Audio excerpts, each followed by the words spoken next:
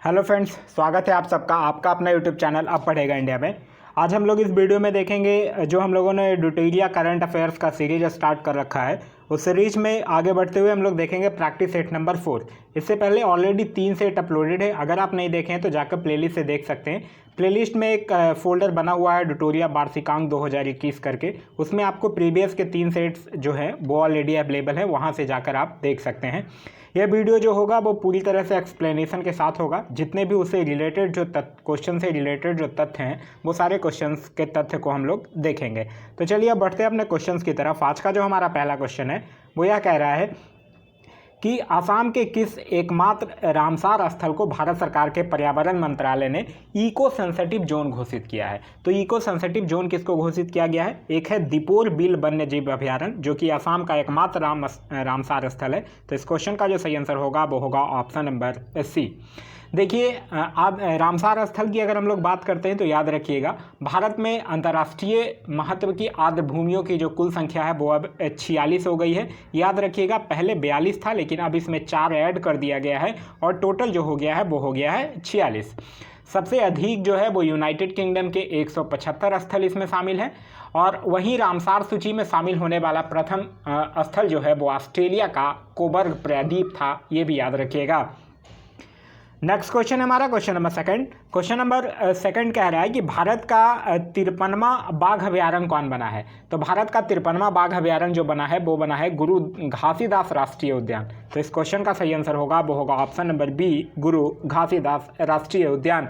देखिए, यहाँ आपसे पूछ रहा है 53वां कौन बना है, लेकिन आपसे क्वेश्चन 51वां और 52वां दोनों पूछ सकता है। अगर 51वां टाइगर रिजर्व आपसे पूछता है तो वो है श्री विल्लुपुथूर मेघामलाई टाइगर रिजर्व तमिलनाडु का, और अगर 52वां पूछता है तो वो है रामगढ़ विषधारी वन्यजीव अभयारण्य, वो भी तमिलनाडु का है। और अगर 53वां पूछता है तो वो है गुरु घासीदास राष्ट्रीय उद्यान छत्तीसगढ़ का।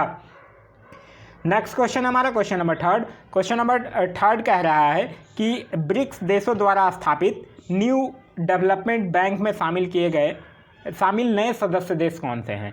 तो देखिए, न्यू डेवलपमेंट बैंक में बांग्लादेश को भी शामिल किया गया है, संयुक्त अरब अमीरात को भी और उरुग्वे को भी। तो इस क्वेश्चन का जो सही आंसर होगा वो होगा ऑप्शन नंबर डी, उपरोक्त सभी। वहीं अगर हम लोग न्यू डेवलपमेंट बैंक की बात करते हैं तो यह जो है वो वर्ष 2014 में ब्राज़ील के फोर्टोलेजा में आयोजित 6ठे ब्रिक्स शिखर सम्मेलन में ब्रिक्स देशों के द्वारा संयुक्त रूप से स्थापित एक बहुपक्षीय विकास बैंक है।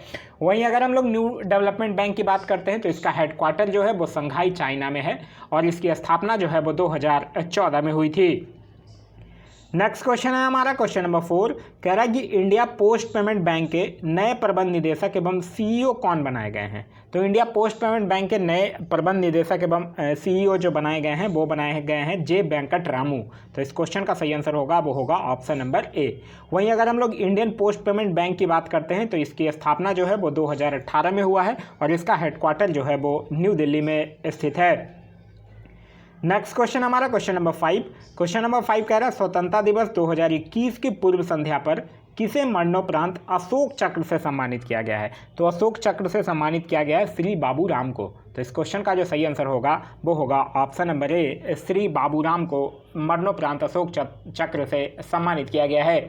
देखिए, अगर अशोक चक्र की बात करते हैं तो अशोक चक्र जो है वो भारत का शांति के समय दिए जाने वाला सबसे ऊंचा वीरता पदक है। यह सम्मान जो है वो सैनिकों और साथ ही साथ असैनिकों को असाधारण वीरता, शूरता या बलिदान के लिए दिया जाता है और यह जो है वो मरणोपरांत भी दिया जा सकता है। नेक्स्ट क्वेश्चन हमारा क्वेश्चन नंबर 6। कह रहा है निम्नलिखित युद्धाभ्यास जिसे भारत विभिन्न देशों के साथ मिलकर करता है उसे सुमेलित कीजिए। इंद्र की अगर बात करते हैं तो इंद्र जो है वो एक थल सेनाभ्यास है जो रूस के साथ करता है। जायद तलवार की अगर बात करते हैं तो यह एक नौसेना अभ्यास है जो भारत संयुक्त अरब अमीरात के साथ करता है।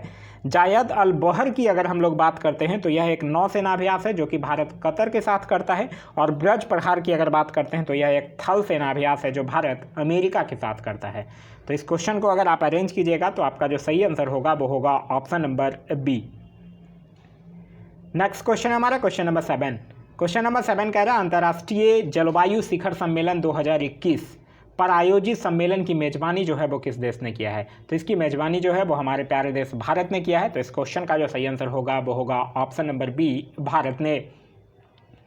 नेक्स्ट क्वेश्चन कह रहा है कि गरीबी रेखा से नीचे रहने वाले आबादी को मुफ्त गैस सिलेंडर मुहैया कराने हेतु प्रधानमंत्री उज्ज्वला योजना पार्ट 2 का शुभारंभ जो है वो कहाँ से किया गया है? तो इसका शुभारंभ जो है वो किया गया है महोबा यूपी से। तो इस क्वेश्चन का जो सही आंसर होगा वो होगा option number C, Mahoba UP से इसका जो है वो प्रधानमंत्री उज्ज्वला योजना पार्ट 2 का शुभारंभ जो है वो किया गया है। और इसके तहत लाभार्थी महिलाओं को मुफ्त एलपीजी गैस कनेक्शन, 1 महीने का मुफ्त सिलेंडर और एक हॉट प्लेट जो है वो दिया जाएगा।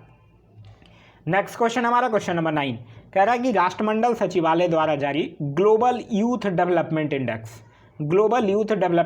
2020 में भारत को कौन सा स्थान प्राप्त हुआ है? तो इसमें भारत को जो स्थान प्राप्त हुआ है वो हुआ है 122। तो इस क्वेश्चन का सही आंसर होगा वो होगा ऑप्शन नंबर ए, 122। अच्छा, अगर आपसे पूछ दे पहले स्थान पे कौन है, तो पहले स्थान पे है सिंगापुर, याद रखिएगा।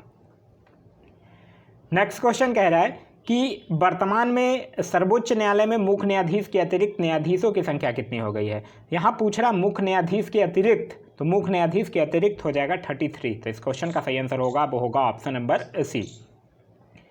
नेक्स्ट क्वेश्चन कह रहा है कि तमिलनाडु में जो स्थित है कुंडनकुलम परमाणु ऊर्जा संयंत्र में 5वां न्यूक्लियर रिएक्टर का निर्माण जो है वो किस देश के सहयोग से किया जा रहा है? तो यह जो है वो रसिया के सहयोग से किया जा रहा है। तो इस क्वेश्चन का जो सही आंसर होगा वो होगा ऑप्शन नंबर सी, रूस के सहयोग से। रसिया से कुछ और भी याद रखने वाली जो बातें हैं वो याद रखिएगा। रसिया जो है वो पहली बार पानी के अंदर स्पेस टेलीस्कोप को स्थापित किया है जो कि न्यूट्रॉनों की खोज करेगा। और रसिया जो है वो जानवरों के लिए भी कोरोना टीका बनाने वाला विश्व का पहला देश बन गया है।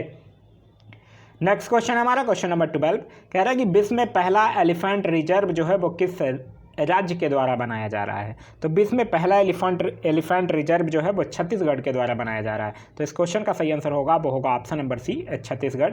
वहीं याद रखिएगा विश्व हाथी दिवस यानी एलिफेंट दिवस की अगर बात करते हैं तो विश्व हाथी दिवस जो है वो 12 अगस्त को मनाया जाता है।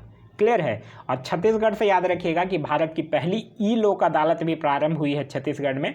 और पीपीपी मॉडल के तहत भारत के पहले एथेनॉल संयंत्र की स्थापना भी जो है वो छत्तीसगढ़ में करने की घोषणा की गई है।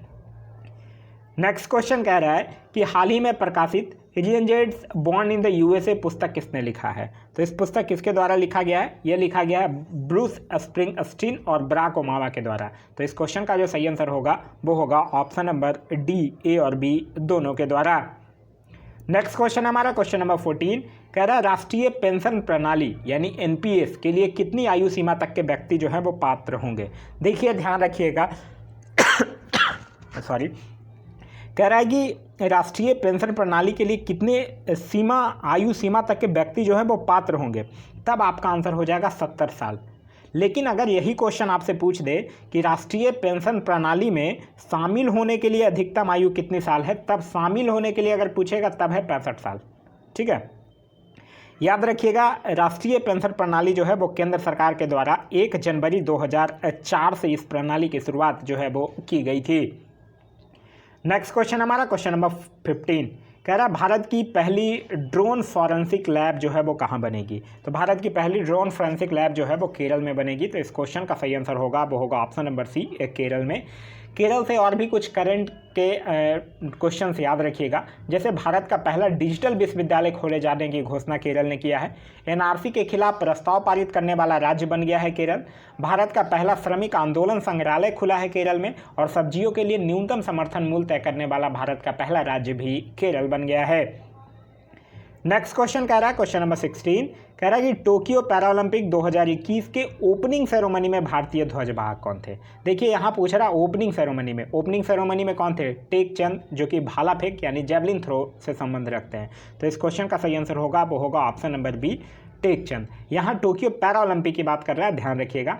टोक्यो पैरालंपिक में अगर आपसे पूछ दे कि समापन समारोह में कौन थे, तब समापन समारोह में ध्वजवाहक थी Avani Lekhara. Next question number 17 कह रहा है निम्नलिखित में से सही संबंध जो है वो स्थापित करने के लिए कह रहा है फाम मिन चिन ये कौन है? वियतनाम के प्रधानमंत्री हैं। मिन ओंग हलिंग ये कौन है? म्यांमार के प्रधानमंत्री हैं। इब्राहिम रईसी ये कौन है? ये ईरान के राष्ट्रपति हैं। और इस्माइल साबरी याकूब जो हैं वो मलेशिया के प्रधानमंत्री हैं। तो इसको सही से अरेंज कीजिएगा तो आपका सही आंसर जो होगा वो होगा option number A. Next question कह रहा है क्वेश्चन नंबर 18 कह रहा है कि अमेरिका का सर्वोच्च नागरिक पुरस्कार कांग्रेसनल गोल्ड मेडल से किसे सम्मानित किया गया है? तो कांग्रेसनल गोल्ड मेडल से किसको सम्मानित किया गया है? महात्मा गांधी को सम्मानित किया गया है। तो इस क्वेश्चन का सही आंसर होगा वो होगा option number D, Mahatma Gandhi. और महात्मा गांधी को उनकी शांति और अहिंसा को बढ़ावा देने के लिए मरणोपरांत प्रतिष्ठित कांग्रेस के स्वर्ण पदक से सम्मानित करने के लिए अमेरिकी प्रतिनिधि सभा में एक प्रस्ताव जो है वो पेश किया गया था। इससे पहले भी यह सम्मान जो है वो George Washington, Nelson Mandela, Martin Luther king, mother Teresa, ये सब जैसे इन लोगों जैसे महान हस्तियों को दिया जा चुका है। नेक्स्ट क्वेश्चन कह रहा है कि कोविड काल में योगदान देने हेतु शहीद डॉक्टरों नर्सों की श्रद्धांजलि देने हेतु किस बैंक ने सलाम दिल से पहल की शुरुआत की है? तो सलाम दिल से पहल की शुरुआत जो है वो HDFC बैंक के द्वारा किया गया है। तो इस क्वेश्चन का सही आंसर होगा वो होगा option number D, HDFC bank के द्वारा। HDFC बैंक की बात करते हैं तो इसका मुख्यालय जो है वो मुंबई महाराष्ट्र में है। इसके MD और CEO का नाम है शशिधर जगदीशन और इस बैंक का जो टैगलाइन है वो है be understand your world. Next question हमारा क्वेश्चन नंबर 20 कह रहा है अंतर्राष्ट्रीय दूरसंचार संघ द्वारा जारी वैश्विक साइबर सुरक्षा सूचकांक 2020 में भारत का स्थान कौन सा है? तो इसमें भारत का स्थान जो है वो 10 है। तो इस क्वेश्चन का जो सही आंसर होगा वो होगा ऑप्शन नंबर बी, 10। ये क्वेश्चन इंपॉर्टेंट है। क्यों इंपॉर्टेंट है? क्योंकि भारत जो है वो 37 स्थानों की बढ़त के साथ 10वें स्थान पर पहुँच गया है। पहला इसमें जो रैंक है वो पहले स्थान पर है अमेरिका, दूसरे स्थान पर संयुक्त रूप से है UK और सऊदी अरब और तीसरे स्थान पर है एस्टोनिया और भारत जो है वो 10वें स्थान पर है। जारी कौन करता है? अंतर्राष्ट्रीय दूरसंचार संघ। नेक्स्ट क्वेश्चन कह रहा है कि देश का पहला बार मेमोरियल फॉर एनिमल्स स्मारक जो है वो कहाँ खोला गया है? तो बार मेमोरियल फॉर एनिमल्स स्मारक जो है वो मेरठ में खोला गया है। तो इस क्वेश्चन का जो सही आंसर होगा वो होगा ऑप्शन नंबर सी, मेरठ में जो है वो खोला गया है। इस स्मारक का जो निर्माण है वो मेरठ के remount and veterinary corps centre and college में किया जाएगा, जहां कुत्तों, खच्चरों और घोड़ों की जंबाज जो नस्ल है उसको प्रशिक्षण दिया जाएगा। इस स्मारक को स्थापित करने का उद्देश्य जो है वो युद्ध में जानवरों की साहस और वीरता के प्रति समर्पण और सैनिकों के साथ सैन्य सेवा में उत्कृष्ट योगदान को चिन्हित करना है। नेक्स्ट क्वेश्चन हमारा क्वेश्चन नंबर 22 कह रहा है कि भारत के पहले मानव मिशन गगनयान को किस रॉकेट से लॉन्च किया जाएगा? तो गगनयान को किस रॉकेट से लॉन्च किया जाएगा? GSLV MK3 से लॉन्च किया जाएगा। तो इस क्वेश्चन का जो सही आंसर होगा वो होगा ऑप्शन नंबर ए। देखिए, अगर गगनयान मिशन की बात करते हैं तो गगनयान मिशन जो है वो इसरो यानी कि भारतीय अंतरिक्ष अनुसंधान संगठन का एक मिशन है और इस मिशन के तहत 3 अंतरिक्ष मिशनों को कक्षा में भेजा जाएगा। इन 3 मिशनों में से 2 जो हैं वो मानव रहित होंगे और एक जो होगा जिसमें मानव जाएंगे। मानव अंतरिक्ष उड़ान कार्यक्रम जिसे कि ऑर्बिटल मॉड्यूल कहा जाता है, उसमें 1 महिला सहित 3 भारतीय अंतरिक्ष यात्री होंगे और यह मिशन जो है वो 5 से 7 दिनों के लिए पृथ्वी से 300 से 400 किलोमीटर की ऊंचाई पर निम्न भूकक्षा में पृथ्वी का चक्कर लगाएगा। नेक्स्ट क्वेश्चन हमारा क्वेश्चन नंबर 23 कह रहा है T20 क्रिकेट में सर्वाधिक रन बनाने वाले बल्लेबाज कौन है? तो वो बने हैं क्रिस गेल। तो इस क्वेश्चन का सही आंसर होगा वो होगा option number B, Chris Gayle. और ये किस देश की तरफ से खेलते हैं? वेस्ट इंडीज की तरफ से।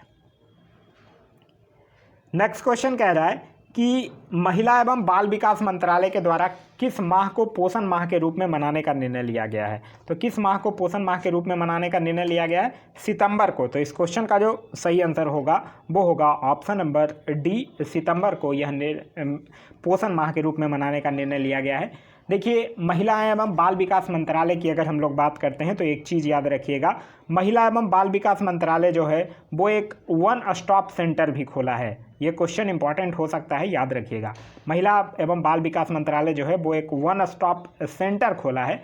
इसका उद्देश्य जो है वो किसी भी प्रकार की हिंसा से प्रभावित महिलाओं की सहायता करना है और भारत में 300 सेंटर और 9 जो है वो देशों के दूतावासों में सेंटर जो है वो खोला जाएगा। नेक्स्ट क्वेश्चन हमारा क्वेश्चन नंबर 25 कह रहा है drug controller general of India ने कोविड-19 के खिलाफ दुनिया के पहले किस DNA वैक्सीन को मंजूरी दे दिया है? तो उस वैक्सीन का नाम है जाइकोव डी। तो इस क्वेश्चन का सही आंसर होगा वो होगा ऑप्शन नंबर सी। वहीं अगर कोविड-19 की बात करते हैं तो कोविड-19 से रिलेटेड कुछ याद रखिएगा।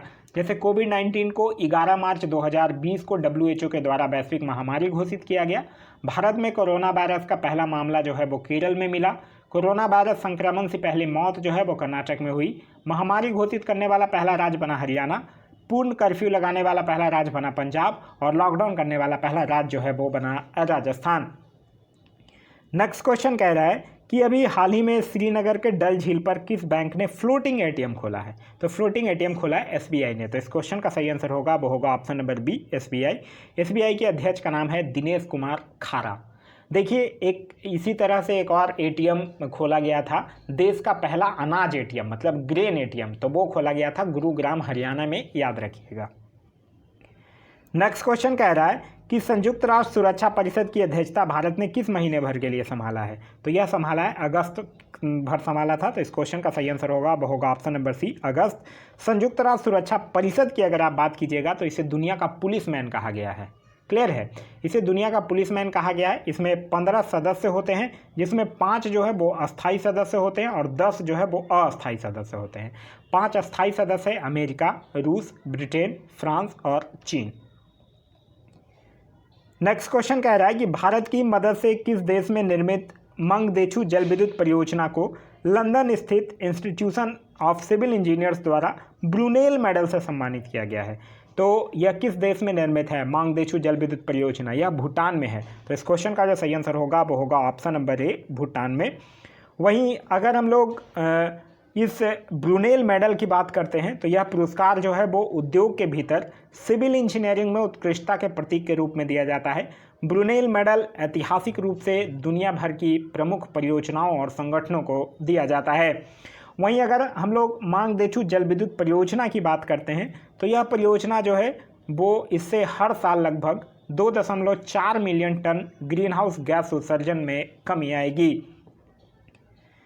नेक्स्ट क्वेश्चन है हमारा क्वेश्चन नंबर 29, कह रहा है भारत की भीम यूपीआई को अपनाने वाला पहला पड़ोसी देश कौन बन गया है? भीम यूपीआई, पहले तो भीम और यूपीआई का फुल फॉर्म याद रखिएगा। भीम का मतलब होता है भारत इंटरफेस फॉर मनी और यूपीआई का मतलब होता है यूनिफाइड पेमेंट्स इंटरफेस। और भीम यूपीआई अपनाने वाला पहला पड़ोसी देश जो है वो बन गया है भूटान। तो इस क्वेश्चन का जो सही आंसर होगा वो होगा option number A, Bhutan. Bhutan की राजधानी है थिम्पू। भूटान के प्रधानमंत्री का नाम है लोते तेसरिंग और भूटान की मुद्रा है भूटानी नुगल्टम। नेक्स्ट क्वेश्चन हमारा क्वेश्चन नंबर 30 कह रहा है भारत आसियान देशों के लिए किस देश में मेगा इसरो ग्राउंड स्टेशन का निर्माण कर रहा है? तो यह आसियान देशों के लिए कहाँ कर रहा है? वियतनाम में। तो इस क्वेश्चन का जो सही आंसर होगा वो होगा ऑप्शन नंबर बी, वियतनाम में यह जो है वो कर रहा है।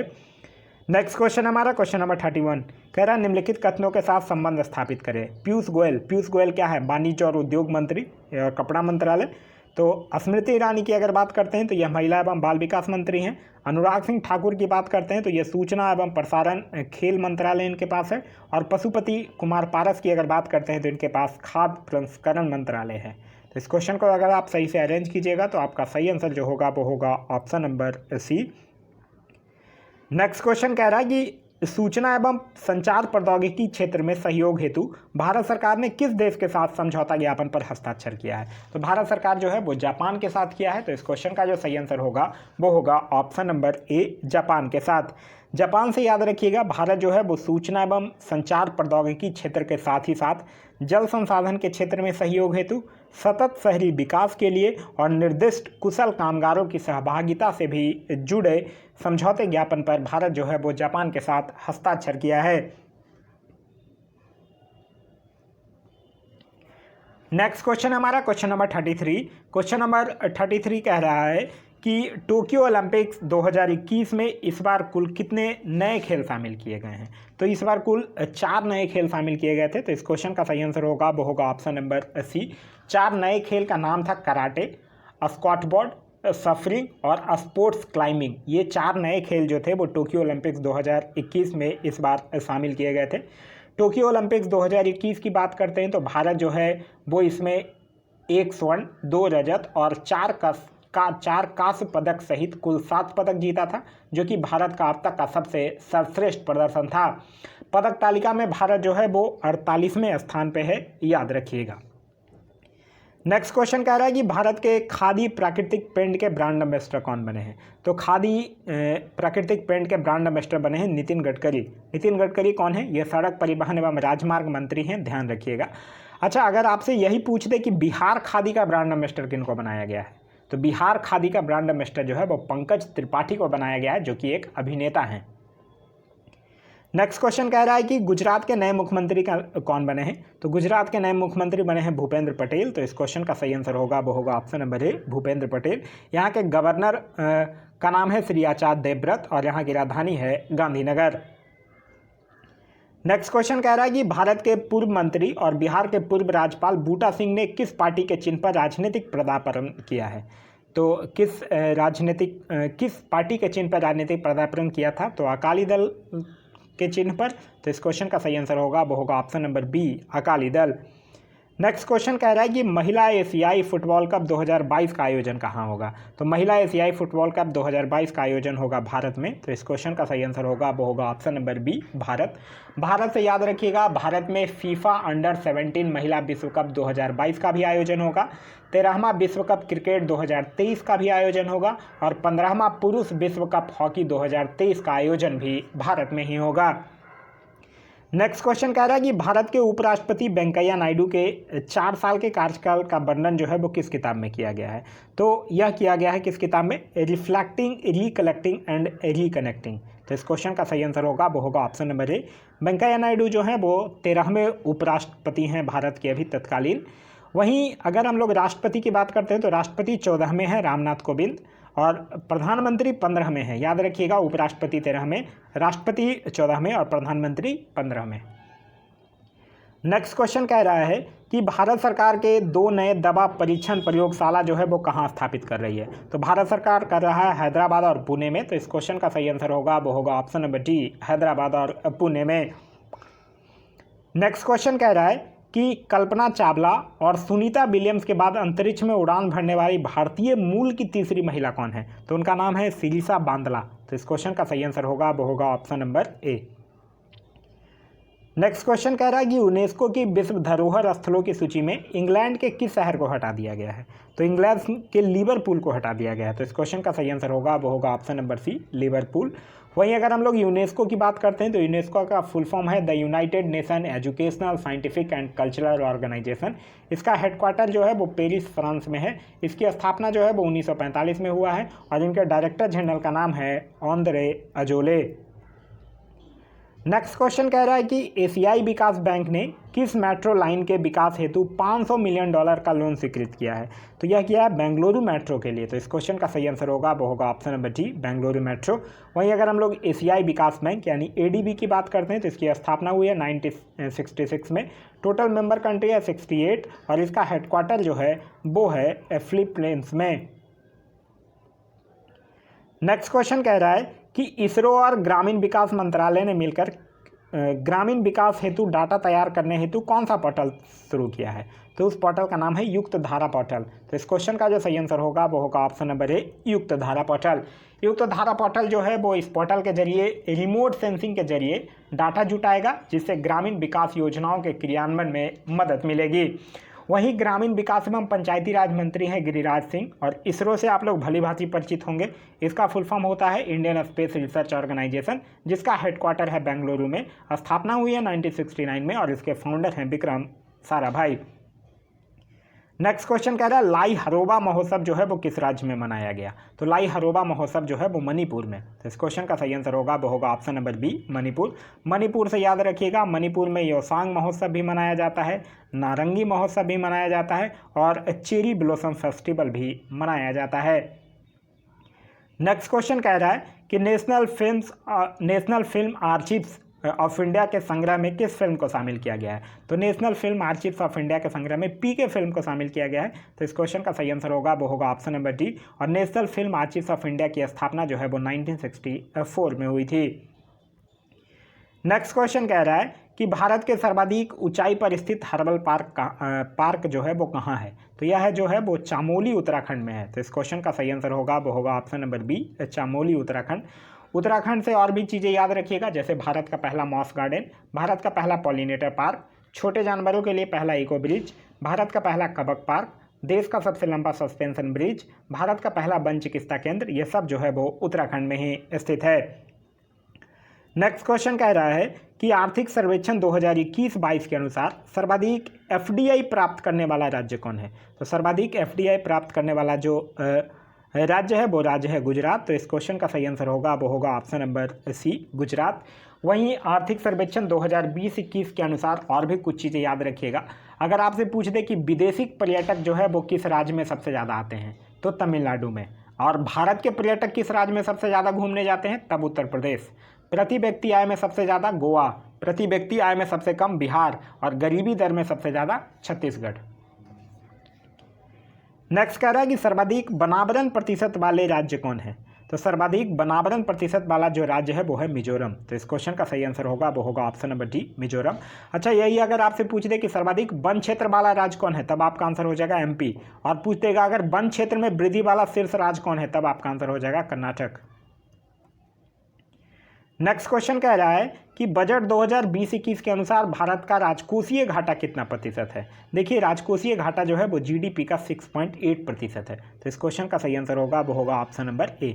अच्छा, अगर आपसे यही पूछ दे राजस्व घाटा कितना है, तो राजस्व घाटा है जीडीपी का 5.1%। प्राथमिक घाटा पूछ दे तब है जीडीपी का 3.1%। और प्रभावी राजस्व घाटा पूछ दे तब है जीडीपी का 4.1%। मैं फिर से रिपीट कर रहा हूं, अगर राजकोषीय घाटा पूछे तब 6.8%, राजस्व घाटा पूछे तो 5.1%, प्राथमिक घाटा पूछे तो 3.1% और प्रभावी राजस्व घाटा पूछे तो 4.1%। क्लियर है। चलिए, नेक्स्ट क्वेश्चन कह रहा है कि नेशनल इंस्टीट्यूशन रैंकिंग फ्रेमवर्क 2021 के अनुसार देश के शीर्ष उच्च शिक्षण संस्थान जो है वो कौन है। तो अगर ओवरऑल कैटेगरी में अगर बात करते हैं तो पहले नंबर पर है आईआईटी मद्रास, दूसरे नंबर पे है आईआईएससी बैंगलोर और तीसरे नंबर पे है आईआईटी बॉम्बे। यहाँ आपसे पहला नंबर पूछ रहा है तो आपका आंसर जो होगा वो होगा आईआईटी मद्रास। तो इस क्वेश्चन का सही आंसर होगा वो होगा ऑप्शन नंबर बी।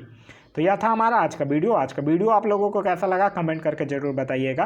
साथ ही इस वीडियो से कुछ सीखने के लिए मिला तो एक लाइक जरूर कर दीजिएगा। वीडियो पसंद आया तो अपने दोस्तों के साथ शेयर करना ना भूलें।